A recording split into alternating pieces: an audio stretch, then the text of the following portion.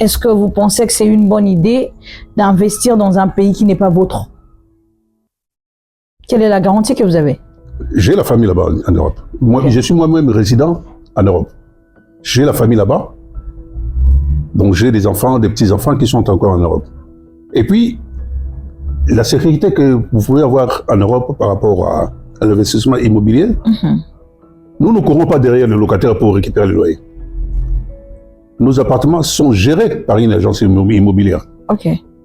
Donc les difficultés qu'on peut avoir ici pour récupérer le loyer, nous, là-bas, on ne connaît pas. L'agence immobilière elle-même a une assurance de non-paiement de loyer. Donc, ça veut dire quoi? Que le locataire paye ou pas, l'agence nous paye. Ok. Oui, par le canal de l'argent que l'agence récupère auprès de la société d'assurance. C'est ça. Intéressant. Wow.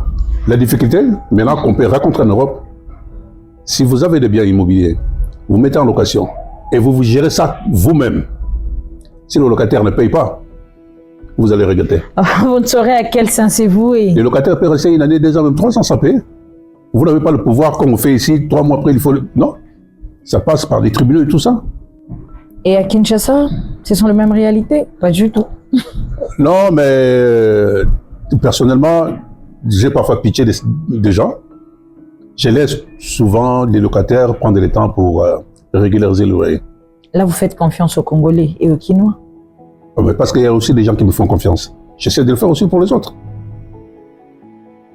Ah, mais est-ce qu'on peut dire qu'il y a un petit Dieu sur terre ici à Kinshasa?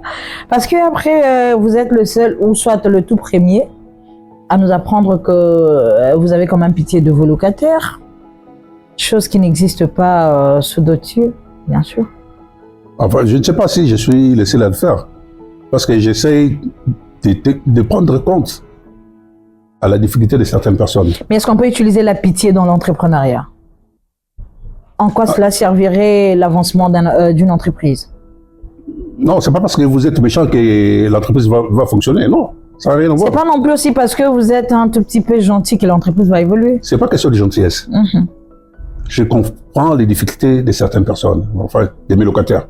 Je comprends. Parce que moi aussi, dans le passé, j'ai été locataire. Donc, je me mets à leur place. Mais ça n'handicape pas votre business, c'est là où se pose mon problème. Ça ne vous handicape pas? La preuve, cela n'a jamais handicapé mes affaires. J'ai des locataires qui peuvent avoir des retards de paiement de loyer de 2 mois, 3 mois, 4 mois. J'ai fait des relances moi-même. J'écris tout simplement, monsieur ou madame, bonjour. Tout simplement ça. C'est le locataire qui me répond derrière, oh papa, excusez-moi, je vais payer, je sais que je suis en retard, donnez-moi 1 mois, donnez-moi 2 mois pour régulariser. Et il est fort. Il m'est arrivé de tomber maintenant sur, je dirais peut-être un locataire qui avait du mal à régulariser le loyer, le paiement de loyer. Et je lui ai demandé tout simplement de partir. Lui, il ne voulait pas partir, il me suppliait, il me dit, papa, je n'aime pas partir avec des dettes des gens, je vous dois 4 mois, 5 mois de loyer. J'ai dit, les 5 mois que vous avez là, allez donner ça en garantie chez un autre propriétaire. Moi, je lui demande tout simplement de sortir, sans me donner l'argent que vous me devez. Et vous avez fait comment? Vous avez récupéré alors dans sa garantie ou bien non? Oui, mais la garantie était de 3 mois. Lui, il avait fait, je crois, 5 ou 6 mois. Ok. Donc, je lui ai laissé partir.